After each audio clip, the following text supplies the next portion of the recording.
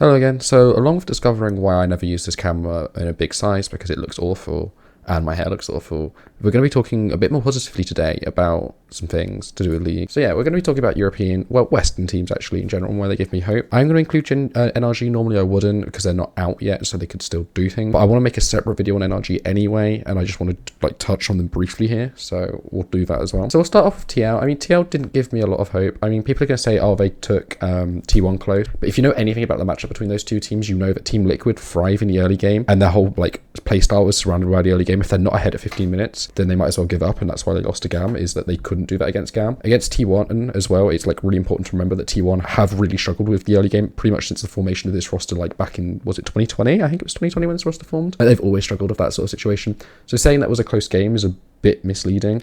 But they did look decent against T1. They then like slowly fell off. I mean, they were definitely like the worst seed out of the West. And I think it's fair to say that them doing that badly isn't the end of the world, because like we always have a team do badly.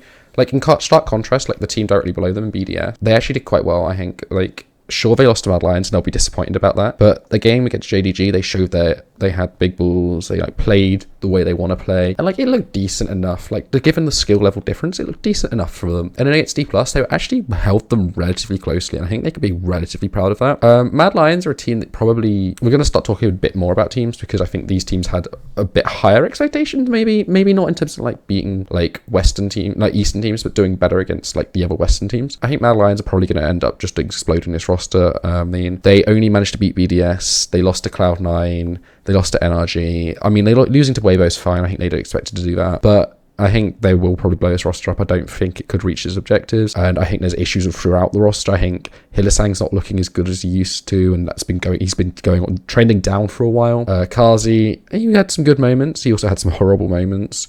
Niski comes with the natural flaws of the Niski style player in that he's relatively reliable, but he's never going to be the carry. Oyoya had some good moments, had some bad moments. And JC, is he really worth an import slot? I guess he is when top lane is quite a weak role in the region. I'm going to touch on GAM just briefly. I mean, I know they're not a Western team, but you know what? They impressed me. Good job from them.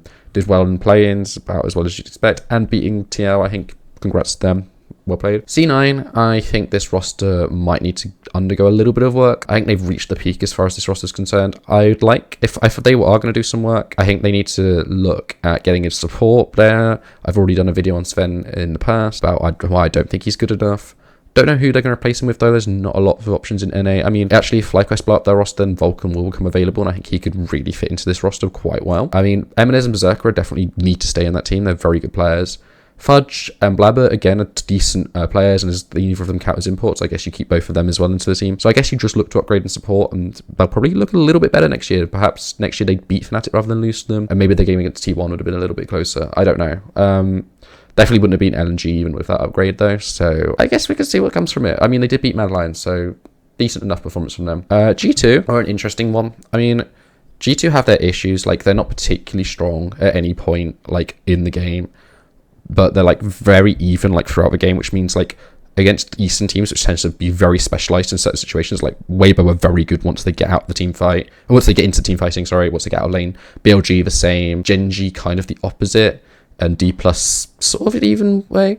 I mean, Genji and D+ are also quite good across the board. It tends to be more LPL that are very specialized. But I think you can say that G2 did relatively well. They'll be disappointed if they lost to NRG, and I do think, like, had NRG not played up in that game, then they'd probably be through. I don't know what changes you want to make with this team roster. It's, like, doing pretty well, and I don't know what upgrades you'd make. I mean, I had thought in the past, like, maybe upgrading BB, but, like, I don't know, I feel like that's very harsh. I think this roster, if they can stick together and they can, like, learn the basic mistakes that they made, they can definitely press again next year. I don't think there's any reason to really blow up this roster. But yeah, I think they've done pretty well for themselves. Fnatic, what to say about Fnatic? I mean, they did what they were supposed to do. They beat the Western team they played. They beat GAM as well, the wildcard region they played. They looked good against Weibo. I don't really know what you'd want to do. I think, if you're being honest, probably you want to get rid of Humanoid and Noah if you want to progress, if you want to kick on.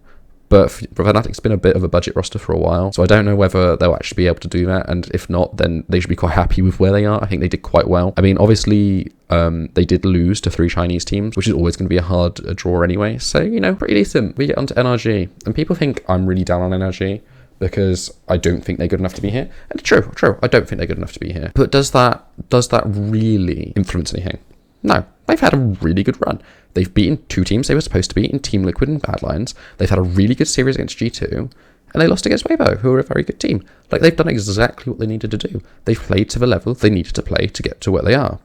They've now got an opportunity playing Weibo, who are definitely the weakest team who got through. Very lucky draw, but they only need to beat who's ahead of them. So why not beat Weibo if they can? If they beat Weibo, why not? Fair dues. I'm still gonna shit on them. I'm still annoyed that they qualified, but not at them. I mean, I was a little bit annoyed at Dockler. I think people didn't realise that the context of the last video was that like it was straight after the round of games, and they were like talking up NRG as if they were the best team in the world, and they've literally had one good series pretty much all year. It annoys me because they do the typical thing that Western media does, where they like overhype the players because of one good series, and that was what was getting to me.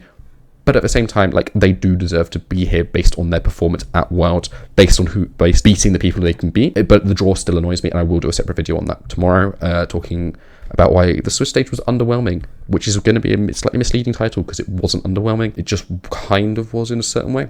Anyway, see ya.